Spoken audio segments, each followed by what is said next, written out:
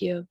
Well, I'm going to move on to our next speaker here. I will invite Dr. Kirti Rajagopalan to load her presentation up. And I'll just say a quick thank you to my colleagues who were able to cover for me when my rural internet crashed there. So while Kirti gets her presentation started here, I just wanted to give a brief introduction that Dr. Kirti Rajagopalan is part of the Department of Biological Systems Engineering at Washington State University, and her work is also making use of modeling approaches to better understand and manage water and ag resources. So today she's going to be speaking about sunburn in apples, and I will just let you take it away and come back with questions after your talk.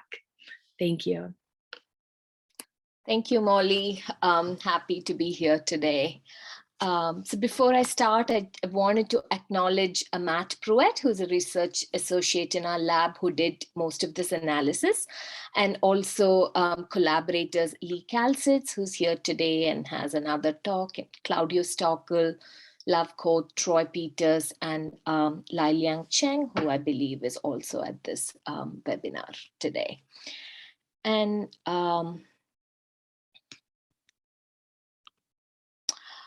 so with this work, this was partially funded by the WSDA Specialty Crop Block Grant Initiative, and then some other sources of funds for us to do a national level assessment.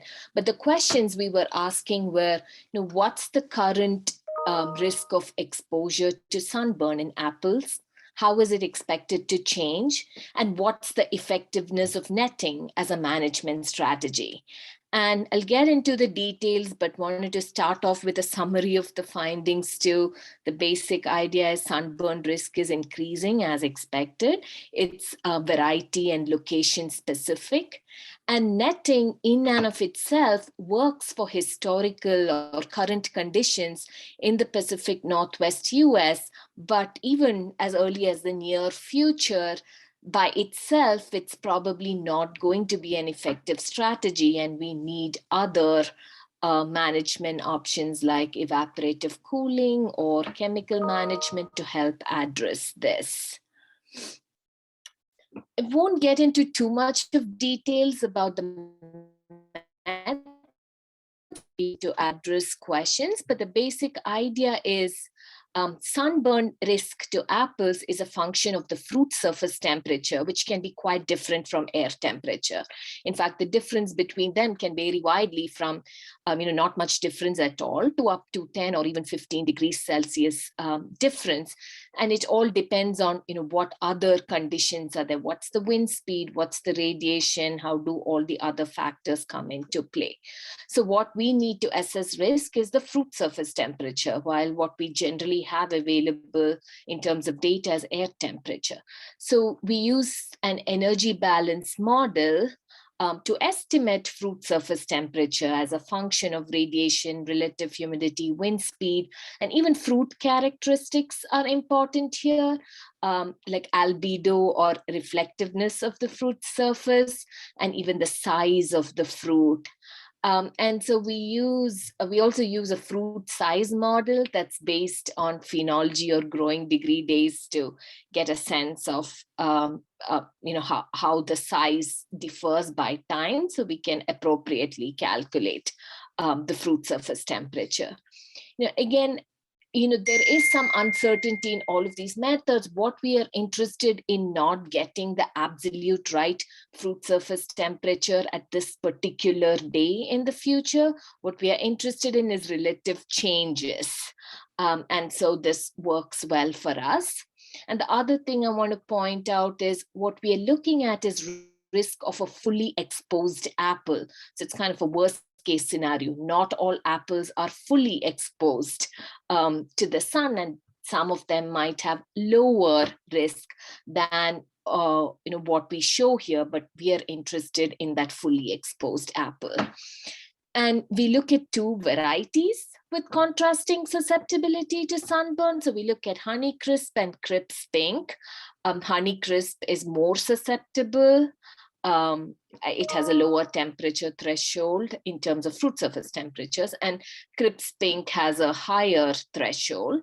And these thresholds, there's some uncertainty around them too. And what we have used here are numbers based on some work that came out of Lee Calcett's lab looking at the newer varieties. We do the analysis on 4 time frames. So we look at historical conditions and then 2040s, 60s, and 80s with 30 years in each of those time groups. And we look at 2 scenarios. I think in climate change impacts work, you'll typically hear RCP 4.5 and RCP 8.5. So RCP 4.5 just assumes some kind of greenhouse gas mitigations and stabilizations by mid-century, stabilizations of concentrations by mid-century, whereas RCP 8.5 is like a higher emission scenario and therefore higher increases in temperature. It assumes no climate policy that's adopted in reducing greenhouse gases. And even under a no climate policy scenario, there are many different pathways and temperature increases possible. And RCP 8.5 corresponds to one of the extremes of that no climate policy scenarios. So we're just looking at a range because the future is uncertain. And within each of those scenarios, we use 19 climate model projections, again, to get a range of uncertainty. So that's just a gist of the methods. And we looked at all of the apple growing areas in the US.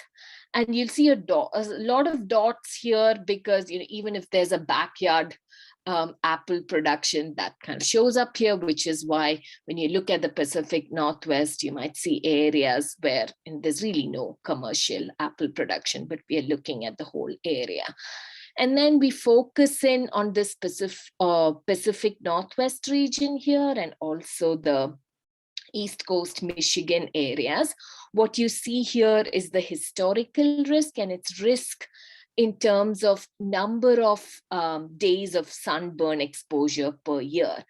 And if a day has 1 hour of exposure or 6 hours of exposure, it's all considered the same in this estimate here. So, Washington, one of the largest producers of apples, that's where you see some risk historically. The darker the reds means higher risk, gray means no risk right now. And in much of the East Coast, there's really no risk historically.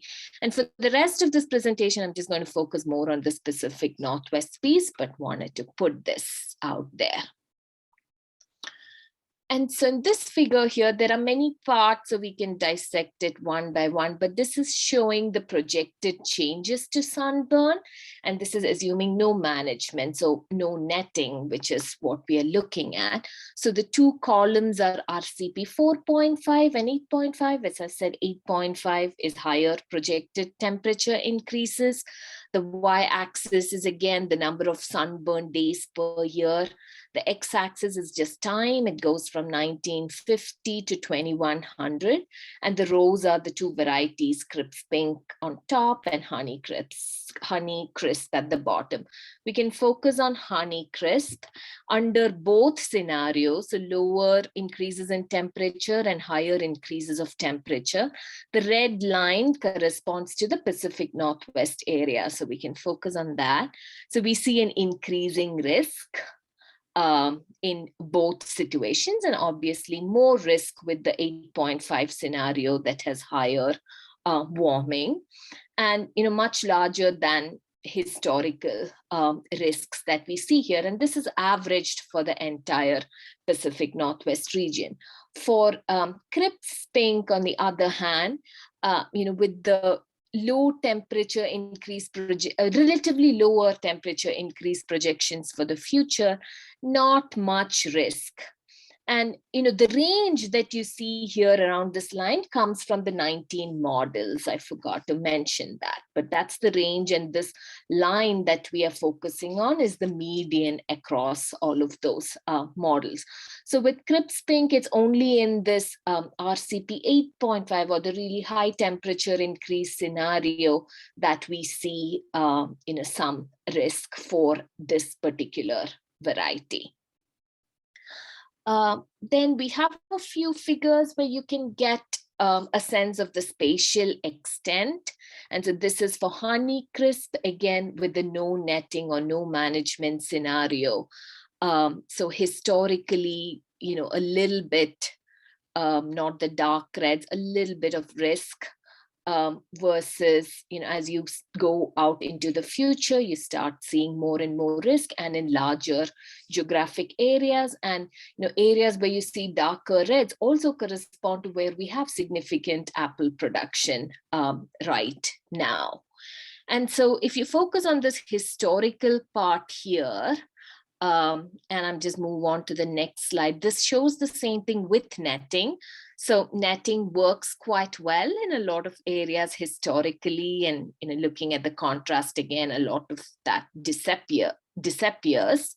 I'm going back to the no netting one. If you look at the future climate situations now, and focus your eyes on this area, if you switch to with netting, you see a reduction in risk, but still there's significant risk remaining. So that's why we were saying netting in and of itself works quite well, or worked quite well historically, but not enough on its own, even in the near future.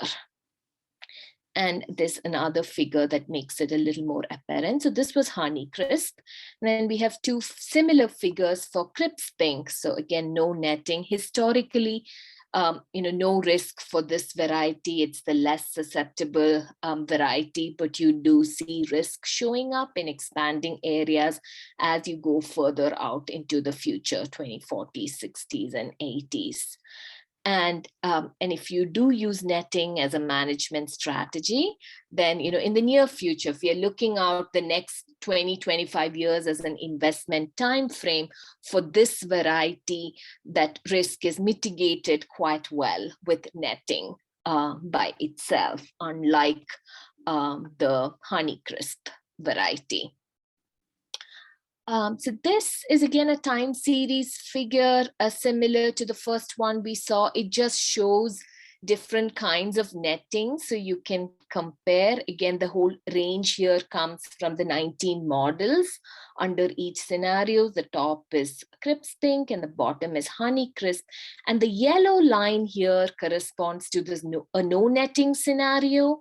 And then the red and the purple lines, they correspond to two different kinds of nets. One that reduces radiation by 30%, and then another that reduces radiation by 20%. And netting also comes with a reduction in wind speed, which is actually bad in terms of preventing sunburn risk. The lower the wind speed, the higher your chances are for a larger difference between the fruit surface temperature and air temperature. So this is where we see that historically, netting works quite well in getting the yellow line to close to zero risk, but even in the near future, it's just not enough, and the difference is a lot more as you go further out. It works better for, it works quite well for pink Crips Pink in the next 20, 25-year time frame, if that's what we are interested in, but not so much when you look further out. So that was sunburn risk, and I wanted to also mention something related to extreme weather analysis. So I think in the previous presentation we saw a little bit about attribution of the heat dome to climate change. And in that kind of work, it's very common to use what's called a long ensemble or lots of data to do this kind of analysis. But somehow in the climate change impacts work, partly because of the computational intensiveness of this, we tend to use what's called a limited ensemble, or we use 19 models. Each model has basically one outlook for the future that we are looking at.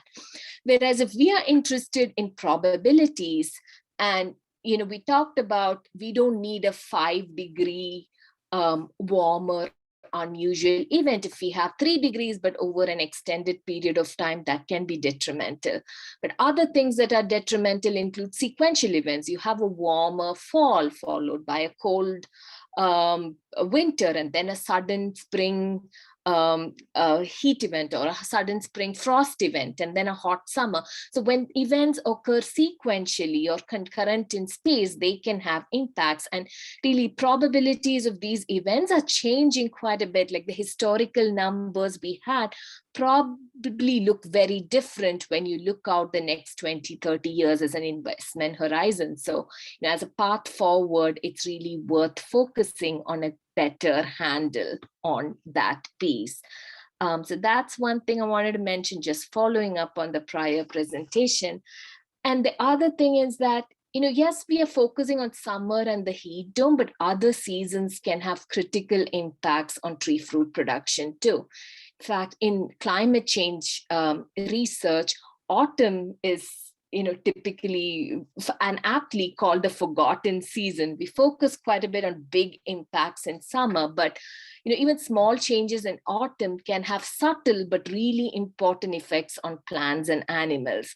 As one example, we recently did some work on honeybee colonies where slightly warmer autumns, it leads to more foraging in honeybees, and it completely changes the age structure of the colony that's overwintering. It skews it towards much more proportion of older bees. And then come spring, that results in a much higher risk of colony failure. And we know, pollination is really critical for a lot of agriculture, including apples. So, looking at heat effects in summer in conjunction with what other things happen in the rest of the seasons is important too. And so, just to summarize, sunburn risk is increasing. It varies by variety and location. So, choosing varieties will likely become important in the future, may help with breeding choices and programs too. And netting in and of itself may not be effective. And, that means we need to manage with additional water if we need to go with evaporative cooling. And many of these crops grow in already water stressed areas. And the amount of additional water that we need to manage for extreme weather can be much larger than the changes in crop evaporative needs. And that's something as a community we don't focus much on now, and something we need to prioritize. And so I think that's what I have for you, and we look forward to hearing from you on any comments or questions. Well, thank you very much, Kirti, for the excellent presentation. There is a question in the Q&A box, which I will leave there for you to type a response to. Just, it looks like perhaps identifying some other possible sunburn mitigation products. So I will just, in the interest of time, do a quick thank you very much. I really thought that was an interesting overview of sunburn in apples, and particularly interesting results on pollinating insects. So thank you for sharing that with us. And I'll let you answer the Q&A there while we tee up our next presenter, please, which